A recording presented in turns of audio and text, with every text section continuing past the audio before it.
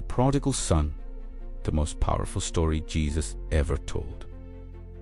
Imagine asking for your inheritance while your father is still alive. Imagine taking everything he spent his whole life building and walking away without looking back. That is exactly what one young man did. He left his home, he wasted his entire fortune, and eventually found himself living among pigs, starving. But what happened when he decided to come back home reveals something extraordinary about the heart of God. This is the parable of the lost son. Jesus once told a story about a man who had two sons. The older son was known for his discipline. He worked hard in the fields, obeyed his father, and helped keep the family estate running.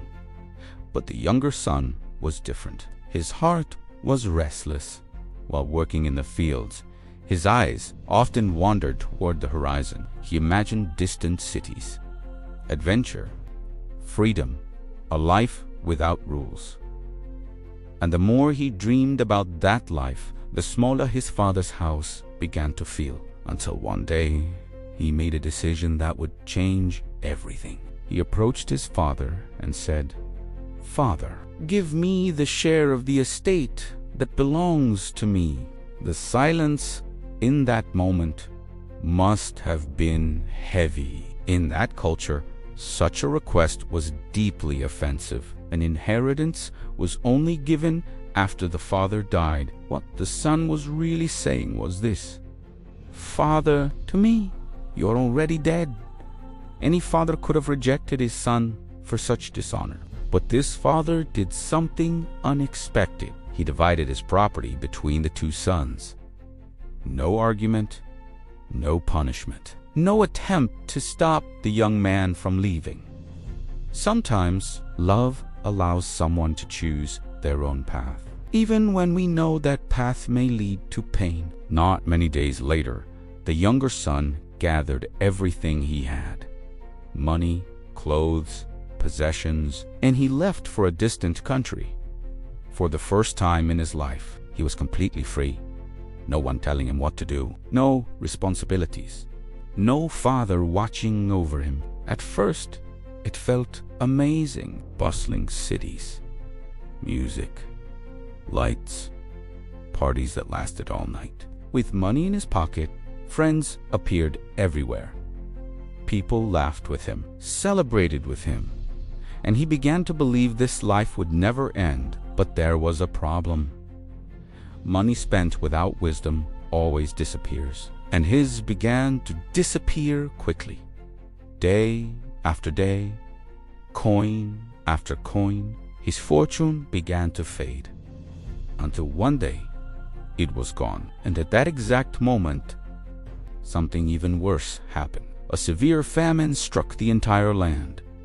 Food became scarce, work became rare, and survival suddenly became difficult. The young man began to notice something painful. The friends who surrounded him when he had money were nowhere to be found. No invitations, no laughter, no one who cared. He had become invisible. Desperate, he accepted the only job he could find. A citizen of that country sent him into the fields to feed pigs. For a Jewish man, this was deeply humiliating. Pigs were considered unclean animals, but hunger leaves little room for pride. Day after day he fed the pigs, watching them eat while his own stomach remained empty. Eventually, the hunger became unbearable. He began to wish he could eat the same food the pigs were eating. The pots they were given looked better than the emptiness in his own hands. But even that food was not given to him. He was completely alone, hungry, broken, and hopeless. And it was there, at the lowest point of his life, that something finally changed. Standing in the dirt, surrounded by pigs, exhausted and starving, the young man suddenly remembered something. His father's house. He remembered the servants who worked there. Even the servants had plenty of food, more than enough. And here he was, starving. Then he said to himself, "How many of my father's hired servants have food to spare? And here I am starving to death." For the first time, he saw the truth clearly.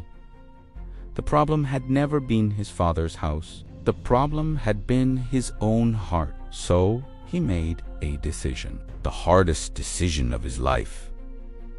He would go back home, but not as a son. He would return as a servant. As he walked, he repeated the words he planned to say. "Father, I have sinned against heaven and against you. I am no longer worthy to be called your son. Treat me like one of your hired servants." Every step toward home carried shame, regret, memories of what he had done. But he kept walking, not knowing how his father would respond. Meanwhile, his father was watching the road, perhaps every day, perhaps hoping to see his son return. And then one day, he saw a figure in the distance, thin, dirty, wearing torn clothes. But there was something about the way he walked, something the father recognized immediately. It was his son. And in that moment, the father did something shocking. He ran.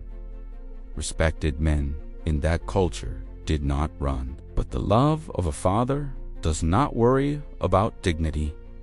He ran toward his son. He embraced him and he kissed him. The son began his prepared speech. "Father, I have sinned against heaven and against you. I am no longer worthy to be called your son." But before he could say anything more, his father called to the servants, "Quick, bring the best robe and put it on him. Put a ring on his finger and sandals on his feet." Each of these gifts meant something powerful. The robe restored his honor. The ring restored his authority. The sandals showed he was not a servant. He was family then. The father gave another command. "Bring the fattened calf. Let us celebrate." And he explained why. "This son of mine was dead. Now he is alive. He was lost, and now he is found." Suddenly, the house filled with music, joy, celebration. The lost son had come home, but not everyone was happy. The older brother returned from the fields and heard the music. When he learned the reason for the celebration, he became angry. He refused to enter the house. He said to his father, "All these years I have served you. I never disobeyed your commands. And yet you never gave me even a young goat to celebrate with my friends. But when this son of yours comes back after wasting everything, do you celebrate him?" The father looked at him with compassion and said, "My son, you are always with me, and everything I have is yours. But we had to celebrate because your brother was dead, and now he is alive again. He was lost, and now he is found." And with this story, Jesus revealed the heart of God, a heart that waits, a heart that forgives, a heart that celebrates when the lost return home. No matter how far someone has gone, there is always a way back.